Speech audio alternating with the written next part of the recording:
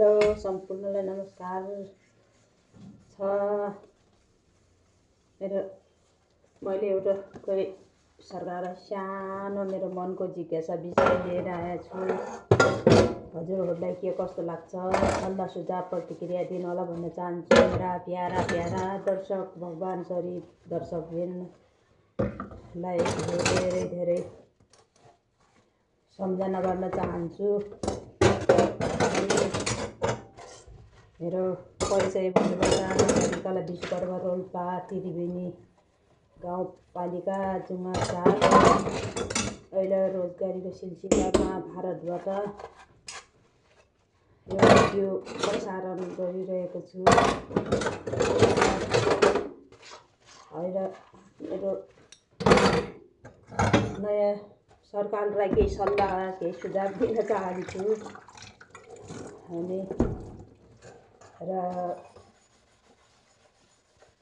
न्यायाधीश सुशीला कार्कीज्यूलाई धेरै धेरै धन्यवाद दिन चाहन्छु, किनकि उहाँ जेएनजी आन्दोलनको लफलिङ्ग भतभङ्ग भएको यससम्म लिएर चुनाव गराउनु भएको छ। उहाँलाई धेरै धेरै सम्मान गर्न चाहन्छु अनि धन्यवाद दिन चाहन्छु, अनगिन्ती धन्यवाद दिन चाहन्छु। महिलाहरूको नाम एकदम उच्च स्थानमा राख्नुभएको छ र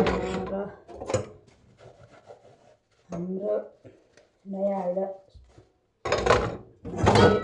एकदम भन्टी पुरा बहुमतको सरकार आएको छ र उहाँहरूले धेरै विकासहरू गर्नु पर्यो। नेपालमा नुनदेखि सुनसम्म खोली कार्य गर्नु पर्यो, पेट्रोल डिजेल सब निकाल्नु पर्यो, हरेक धातु हल गर्नु पर्यो र हामी नेपाली जनता अन्तर्राष्ट्रिय गरेर भाडा माझ्नु नपरोस्। दुःख कष्ट जो भए पनि आफ्नो नेपालमा गर्ने अवसरहरू मिलेका कल कारखाना खोलोस् भन्न चाहन्छु। र अहिले अन्तर्राष्ट्रिय लडाइँले गर्दा हामीलाई नेपाली दाजुभाइहरू डर तरासमा हुनुहुन्छ, कति बेला के हुने हो भन्दैन। उहाँहरूलाई नयाँ सरकारले एकदम सहज तरिकाले के छ कस्तो छ कुन ठाउँमा कस्तो छ माहौल बुझेर उद्धार गर्नु होला भन्न चाहन्छु। यो भिडियो धेरैभन्दा धेरै सेयर गर्नुहोस्, लाइक कमेन्ट गर्नुहोस्, सरकारसम्म नेतासम्म पुर्याइदिनुहोस्, कोही जान्ने व्यक्तिसम्म पुर्याइदिनुहोस् भन्न चाहन्छु। एकदमै उहाँ विदेशमा भएका विदेश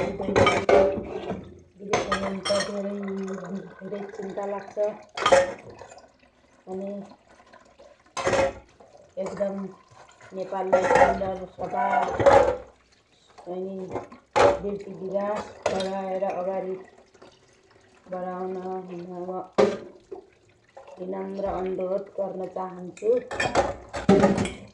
अनि केही छोटो मन्तव्य राख्दै बिदा हुन्छु। हस्, नमस्ते, जय नेपाल।